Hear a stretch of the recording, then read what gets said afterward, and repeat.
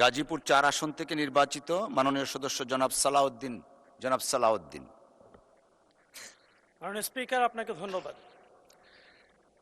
আজকে আমি কথা বলতে চাচ্ছি লোডশেডিং নিয়ে। এখন আমাদের বিশেষ করে গাজীপুরের কাপাসিয়ায় 10 থেকে 12 ঘন্টা পর্যন্ত লোডশেডিং হয়। সেখানে চিকিৎসা ব্যবস্থা ব্যাপকভাবে ব্যাহত হচ্ছে। এই বিদ্যুৎ না থাকার কারণে সেচ ব্যবস্থা ভেঙে পড়েছে। এসএসসি পরীক্ষার্থীরা হাই হাই করছে। বিদ্যুতের সংকটের কারণে চতুর্দিকে যেই অবস্থা চলছে, এটা উত্তরণে আশু ব্যবস্থা গ্রহণ না করলে তারা ব্যাপকভাবে ক্ষতিগ্রস্ত হবে। বিষয়টি দেখার জন্য সম্মানিত বিদ্যুৎ এবং জ্বালানি মন্ত্রীর কাছে বিনয় অনুরোধ করছি। একই সাথে যেহেতু আমার নির্ধারিত বিষয় শেষ হয়েছে, একটি বিষয় আমি নজরে আনতে চাই। আজকেই এটা নজরে এসেছে যে এই সংসদের বিভিন্ন পণ্য ক্রয়ে, দ্রব্য ক্রয়ে ব্যাপক দুর্নীতি হয়েছে। যেই ক্যামেরা কেনার কথা ছিল 18 লক্ষ টাকায়, এটা ক্রয় করা হয়েছে 58 লক্ষ টাকায়। যেই দ্রব্যাদি 4000 টাকায় কেনার কথা, সেটা 21,000 টাকায় কেনা হয়েছে। এ ধরনের দুর্নীতি অতীতেও বাংলাদেশে হয়েছে। এটা যেন বন্ধ হয়, সে বিষয়টি সংশ্লিষ্ট কর্তৃপক্ষে উদ্যোগ গ্রহণ করবেন বলে আমি প্রত্যাশা করছি। একই সাথে আমি আমার এলাকার আরেকটি বিষয় নিয়ে কথা বলতে চাচ্ছি। আমার এলাকা গাজীপুর 4 কাপাসিয়ায় দ্বিতীয় সেন্ট মার্টিন খ্যাত পরিচিত ধাঁধারচর পর্যটনের জন্য একটি উপযোগী এলাকা। মাননীয় পর্যটন মন্ত্রী মহোদয়ের কাছে আমার আবেদন, যদি সুযোগ হয় সফর করে এই এলাকাকে বিশেষ পর্যটনের আওতায় নিয়ে আসার জন্য সরকারি বিশেষ উদ্যোগ গ্রহণ করা হবে। এই এলাকাটি ঢাকা নিকটবর্তী হওয়ায় প্রচুর পর্যটক সেখানে আসবেন বলে প্রত্যাশা করা যায়। একই সাথে ধন্যবাদ মাননীয় সদস্য। রাজশাহী 4 আসন থেকে নির্বাচিত মাননীয় সদস্য জনাব মোহাম্মদ আব্দুল বারী সর্দার। ধন্যবাদ। বিসমিল্লাহির রহমানির রহিম। আল্লাহর শুকরিয়া, আলহামদুলিল্লাহ। দরুদ ও সালাম বিশ্ব মানবতার মুক্তির দূত জনাবে মোহাম্মদ রাসূলুল্লাহ সাল্লাল্লাহু আলাইহি সাল্লামের উপরে।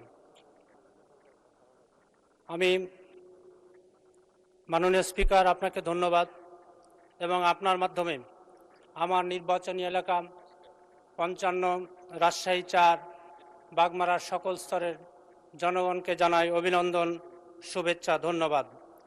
আমার আজকের উত্থাপীয় বিষয় আইন শৃঙ্খলার অবনতি প্রসঙ্গে। ইতিমধ্যে আপনারা পত্রিকার নিউজের মাধ্যমে জানতে পেরেছেন যে আমার নির্বাচনী এলাকা রাজশাহী 4 বাগমারায় নির্বাচনোত্তর সহিংসতার কারণে আইন শৃঙ্খলার বেশ অবনতি ঘটেছে।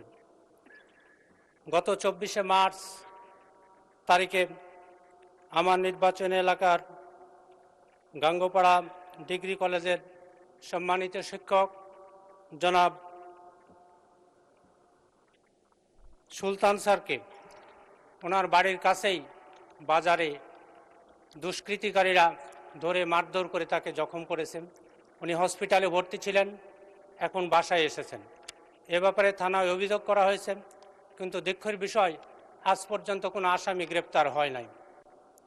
এরপরে একই কলেজের ভাইস প্রিন্সিপাল জনাব মনসুর রহমানকে বারবার হুমকি ধুমকি দেওয়া হচ্ছে যেন উনি কলেজে না আসেন। তাদের কারণ একটাই ছিল যে তারা আমার পক্ষে ভোটের সময় কাজ করেছিলেন, নির্বাচনের সময়। এজন্য মাননীয় স্পিকার, আমি মনে করি গণতান্ত্রিক দেশে নির্বাচনে জয় পরাজয় দুটোই থাকবে এবং এটা মেনে নেওয়ার মানসিকতাও আমাদেরকে থাকতে হবে। পরাজয়ের গ্লানি নিয়ে যদি এলাকায় এরকম। ধন্যবাদ মাননীয় সদস্য। নীলফামারী 2 আসন থেকে নির্বাচিত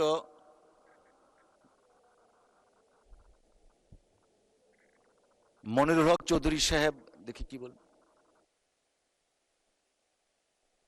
উপরোক্ত 71 এক বিধি অনুযায়ী গ্রহণযোগ্য, অথচ 71 বিধি অনুযায়ী গ্রহণ করা সম্ভব হয় নাই, যেটা আপনার এখতিয়ার। ধন্যবাদ। গুরুত্ব অনুযায়ী শুধুমাত্র সেই বলি প্রশ্ন প্রত্যেক মুনশিদাররা বিধির বিধান মধ্যে 2 মিনিট করে বক্তব্য রাখতে পারবেন, যেটা আপনি এখন করছেন। এটা আমি যতদূর জানতাম, এটা আমি পঞ্চমবার সংসদে, এটা ক্রমিক অনুযায়ী হবে। আমরা এই ক্রমিকটা পাওয়ার জন্য সকাল 10টা আসে লাইন দেয়।